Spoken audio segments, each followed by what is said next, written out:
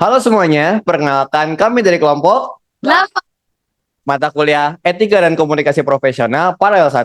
Perkenalkan nama saya Rivaldi. Saya Fatma.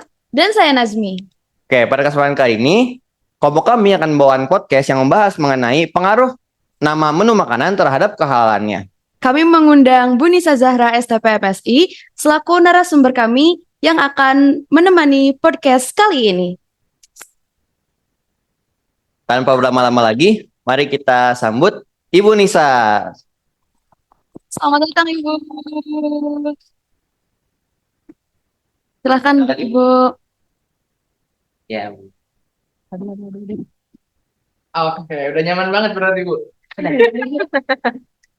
Sebelumnya kami ucapin terima kasih dulu ya Bu buat Ibu udah meluangkan waktu datang ke podcast kami ini. Karena tadi sebelumnya saya udah sempat riset Bu di Google. Jadi podcast kami ini di bulan ini dinombatkan jadi podcast paling profesional, sensasional. Pokoknya semuanya tuh. Ibu, hari ini gimana Bu kabarnya? Alhamdulillah baik. Alhamdulillah baik. Soalnya tadi sempat hujan Bu, untung lah. Tadi sempat gak mau datang tadi. Tapi karena tahu narasumbernya Bu Nisa, udahlah gak boleh terlewatkan. Jadi semangat Bu, makin semangat kita. Oke, jadi kita coba lanjut ke topiknya ya Bu. Nah, menurut Ibu nih, sebenarnya halal itu apa sih? Kalau halal dari konsep agama sih secara harfiah sesuatu yang dibolehkan gitu. Tapi kalau di Indonesia yang kita terima erat kaitannya kalau misalnya halal halal gitu kan sih oh makanan gitu. Itu sih. Heeh. Sebenarnya bukan makanan doang gitu ya. Tindakan, Ya. perbuatan, tutur kata. Banyak sebenarnya Bu. Oke. Mungkin ini deh bukan tadi udah dibilang ya kalau misalnya hal itu nggak cuma tentang makanan gitu. Nah kalau misalnya kita bahas makanan deh Bu, buat zaman sekarang ini hal itu penting banget gak sih menurut Ibu? Ya, sebenarnya bukan zaman sekarang ya. Dari dulu Sepanjang ya? waktu juga penting. Apalagi untuk yang beragama Islam itu udah wajib gitu ya.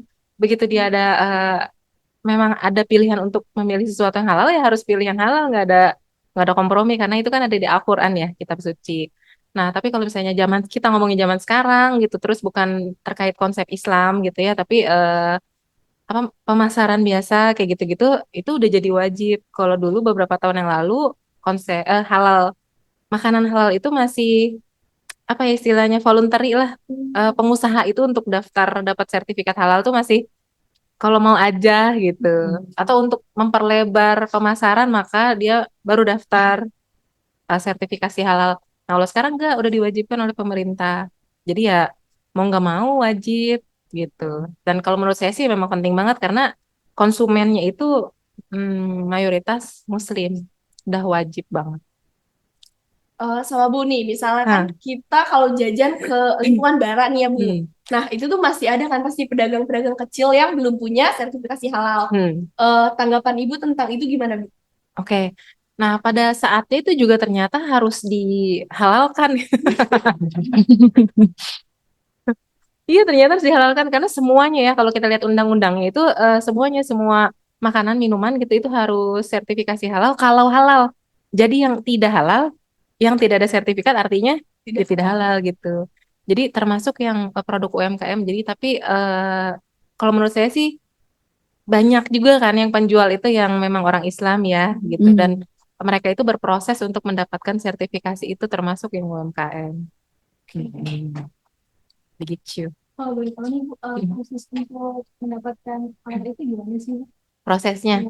Kalau sekarang mungkin ada nambah beberapa step ya. Kalau dulu kan kita cukup daftar ke LP POM MUI gitu ya di bawah MUI langsung. Nah, kalau sekarang nambah satu step ada yang namanya BPJPH gitu.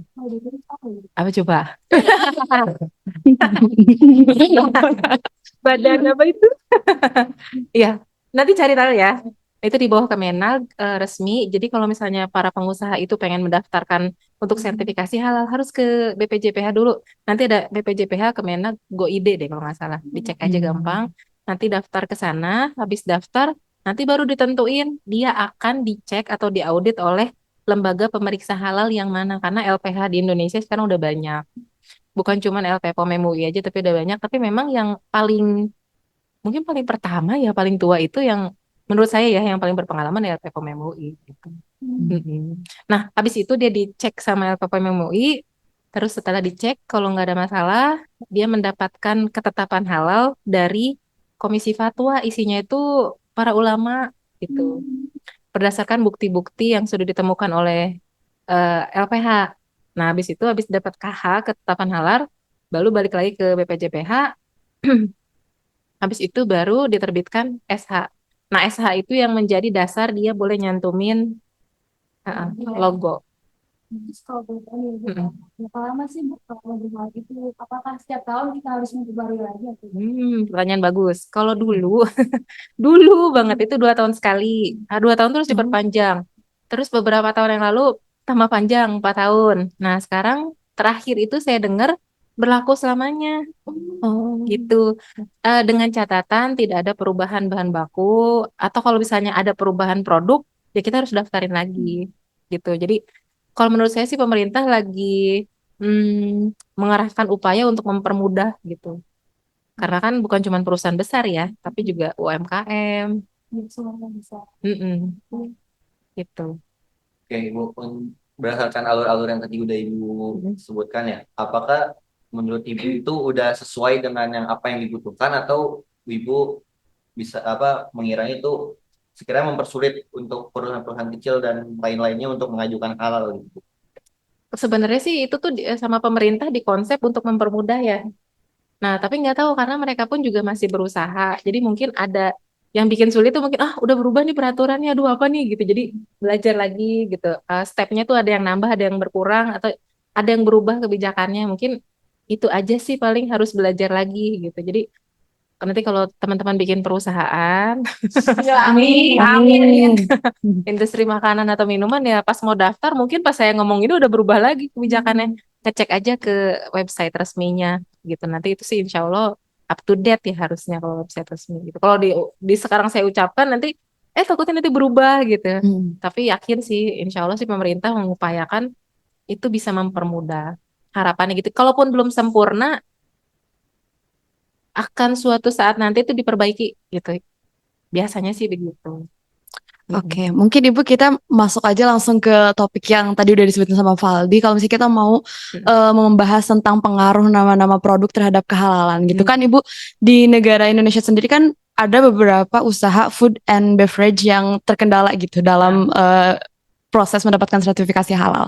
Nah, menurut Ibu, kemarin kan seperti yang kita tahu ya Bu, kalau misalnya ada salah satu produk di Indonesia yang itu tuh terkendala sertifikasi halalnya gara-gara nama-nama produknya itu yang bukan melenceng ya, tapi agak unik dan aneh gitu.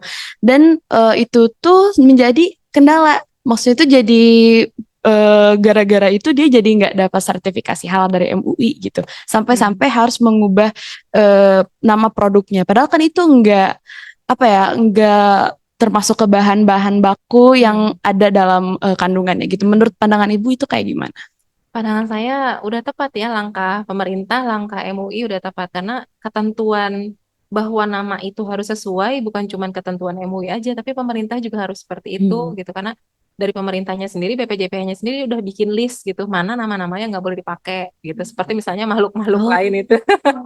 Ternyata itu ada di undang-undangnya ya, Bu? Bukan undang-undang ya, tapi emang list dari Oh, mereka aja list. masing gitu, ini yang nggak boleh.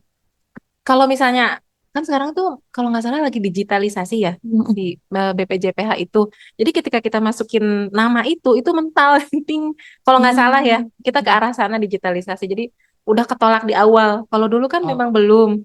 Jadi pas kita periksa, lu namanya aneh gitu. Nah, kalau sekarang pas mau daftar, kayaknya sih udah mulai ke proses kedetek gitu. Oh ini nggak bisa gitu. Jadi baiknya sih sebelum kita bikin produk, pas desain produk, kita mikir nama yang sekreatif mungkin, semenarik mungkin, tapi sesuai dengan aturannya gitu. Pemerintah ya, Bu ya? Sesuai aturan Pemerintah, MUI juga kayaknya sejalan deh itu untuk penamaan gitu ya. Nggak boleh ada makhluk-makhluk gitu. Atau misalnya sifat-sifat yang wow gitu loh. Gitu kalau nggak salah tuh gitu. Boleh sih sekreatif mungkin, semenarik mungkin silahkan, cuman ada batasannya. Yang kita tuh kalau amannya sih ikutin aja Oke, oke. gitu. Bu, tadi yang terkait sebelum pembunuhan, yang tadi Ibu ada bilang, dia itu bakal sertifikasi halal itu selamanya, ya kan? Asal bahan-bahannya itu tidak berubah, gitu kan? Kalau misalnya nanti produk itu ternyata bahannya berubah, tapi dia nggak daftarin lagi, itu ada sanksinya nggak? Oh, kalau sanksi saya belum tahu ya. Hmm.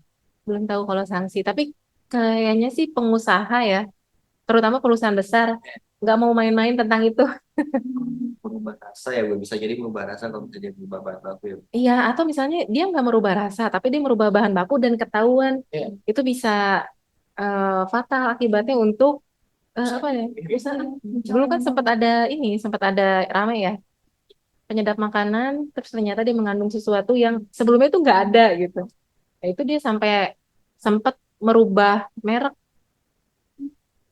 akhirnya berubah lagi ke merek yang sekarang. Cuma makanan. Waktu itu ada saya lihat karena orang yang punya penyakit mah, jadi ada obat mah. Ternyata dia tuh setelah dicek lagi, dia tuh ada ngandung unsur apa gitu. Jadi di-cut lah pokoknya obat itu. Jadi nggak diproduksi lagi. Iya. Kalau perusahaan besar sih kayaknya udah apa ya? Apa sih namanya itu ya? Kalau ngelanggar etika itu masuk ke reputasi itu. Itu mahal banget kan buat mereka reputasi itu. Jadi udah ngeri lah kalau mereka main-main gitu. Udah banyak contohnya harga dari reputasi.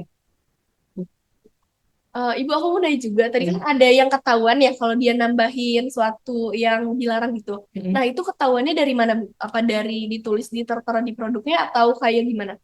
Waktu itu sih nggak, saya belum belum neliti ya kenapa ketahuannya gitu. Kalau nggak salah pihak pihak ketiga gitu ketahuannya tuh. Kok ada ini? Entah itu peneliti entah siapa gitu. Begitulah. Dan bukan cuma nama ya, tapi rasa misalnya kayak gini. Keripik rasa anggur merah. Kan itu sebenarnya kan bukan makhluk lain gitu ya, tapi Makhluk lain. itu konotasinya udah oh ini nggak itu Betul. nggak bisa juga gitu. Begitulah. Oke, mungkin Ibu karena mengingat durasi waktu juga, closing statement mungkin dari Ibu ada nggak Bu tentang sertifikasi halal atau misalnya ada pesan Ibu untuk anak-anak muda generasi sekarang yang misalnya mau mendirikan usaha atau seperti bisnis dan lain sebagainya untuk proses sertifikasi halalnya Ibu. Baik, pesan saya teman-teman ya sebagai generasi muda nih tentang halal itu didesain dari sebelum produknya jadi. Kalau bisa sedini mungkin kalian desain gitu ya, bikin produk yang pastikan kehalalannya gitu. Tapi Bu susah misalnya kayak gitu ya. Tenang, kalian kreatif kok, insya Allah bisa. Saya percaya. Karena itu tanggung jawab kalian gitu. Bukan pemerintah sudah berusaha, MUI sudah berusaha ya dengan sertifikasi. Kalian juga sebenarnya ada andil tanggung jawab gitu untuk ketika seorang muslim, ini tahunya ini halal, iya. Berarti kan kalian harus ada tanggung jawab untuk memenuhi itu gitu loh, sesuai dengan yang diklaim. Kecuali kalau memang nggak halal ya, gitu. Gitu. Oke. Mungkin teman-teman sekian ya Bu ya podcast kali ini. Kami mengucapkan terima kasih banyak kepada Bu Nisa setelah hadir. Boleh tepuk tangan semuanya. Semoga ilmu-ilmu yang Ibu sampaikan tadi dapat bermanfaat bagi kami dan penonton semua. Ada yang mau disampaikan dari teman-teman? Cukup. Oke. Mungkin Ibu terima kasih. Wassalamualaikum warahmatullahi wabarakatuh. Dadah.